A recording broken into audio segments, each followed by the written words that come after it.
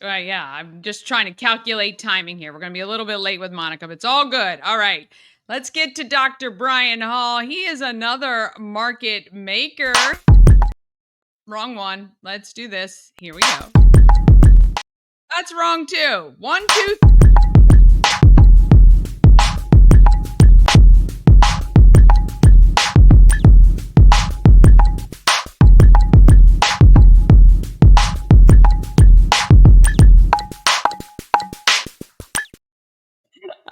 only a professional show like this. 1, 2, 3 different times. Here we go. All right. Market Makers is sponsored by Antietam World Travel Service. Why? Trust Antietam World Travel Service to coordinate your vacation. It is simple.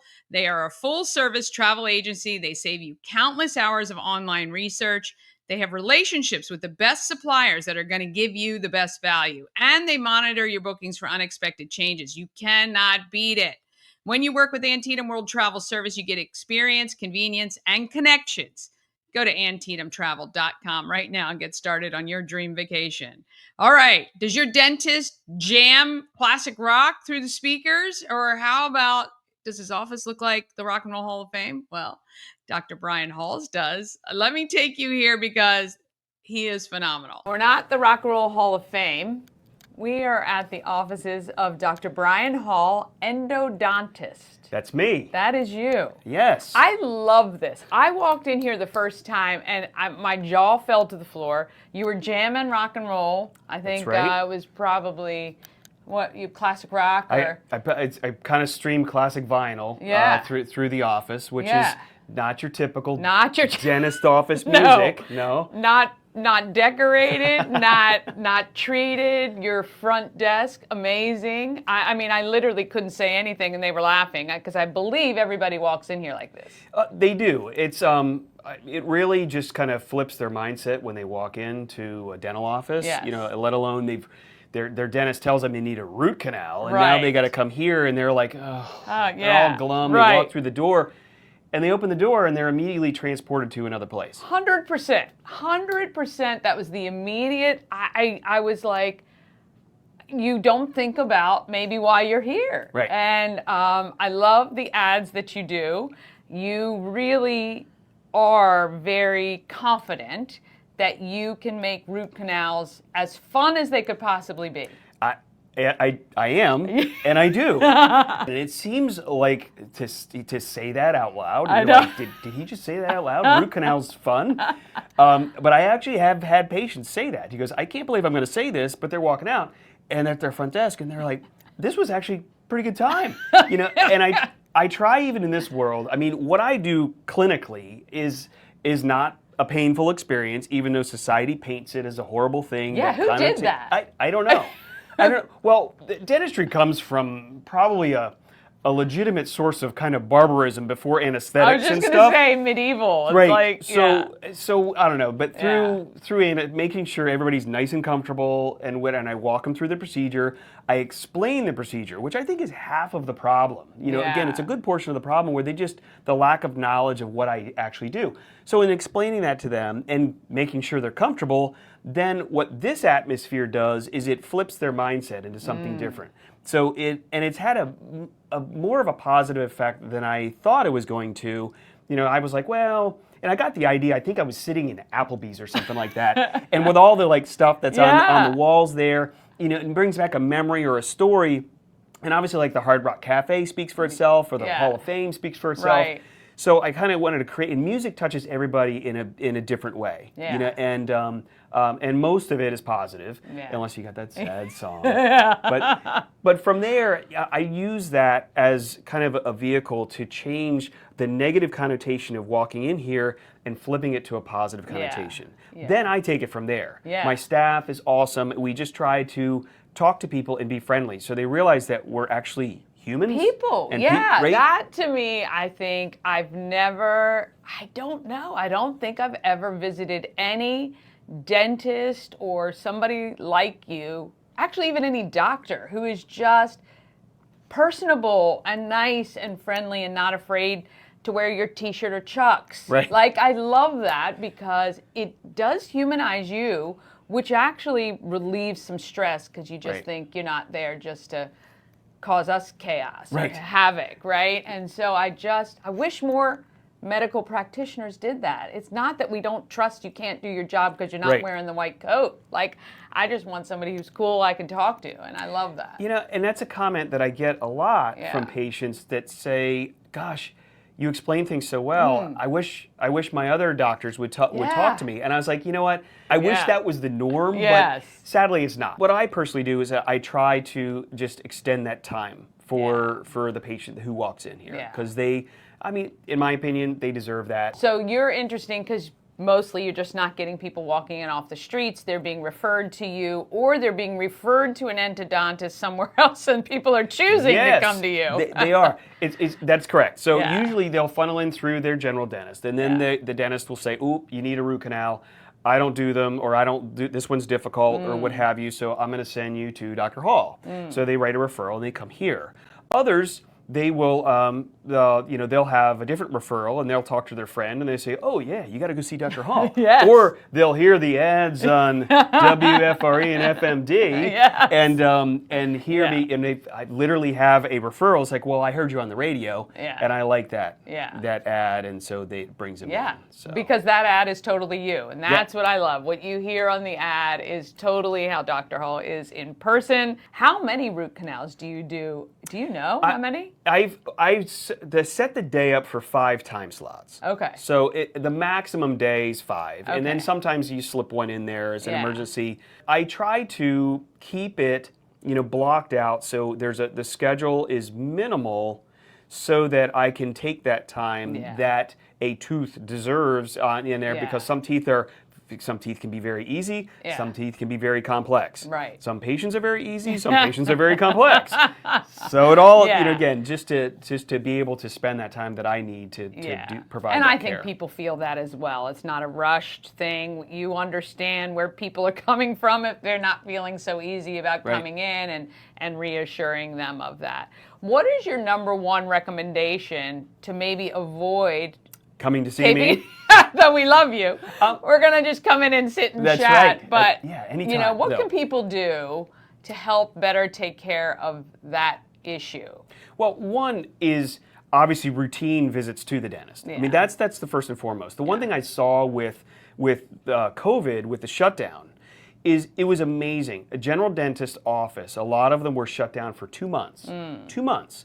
And then following that, it was a fear factor of not wanting to come into the dentist for a lot of patients that were just say, I'm going to wait. Yeah. And so that small amount of time period of the 2 months of being shut down, it was amazing the amount of size of cavities and things of that nature that transpired even within that time period. Diet is also what people were doing. They were sitting at home, they weren't going to work, and they're like, cool, I'll brush later.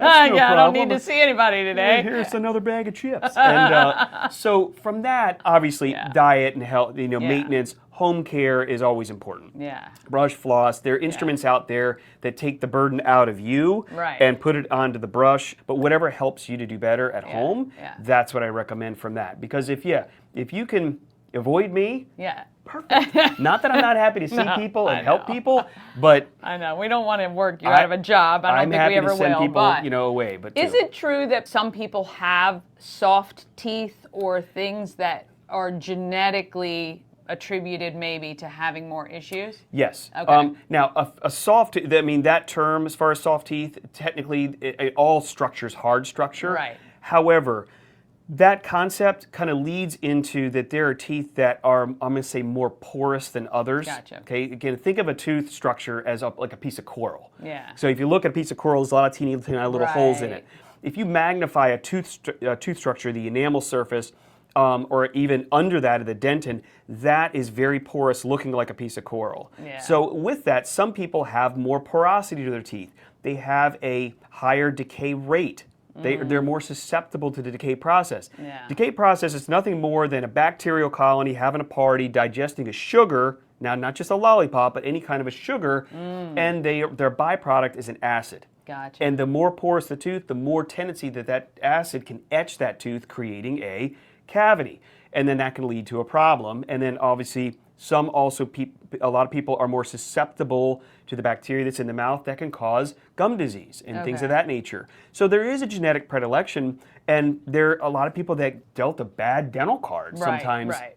And I see it a lot with patients come in and I don't fortunately have frequent flyers in the office, but no loyalty cards. there are a couple patients that have a little bit of a thicker chart. Yeah. And I got it honest.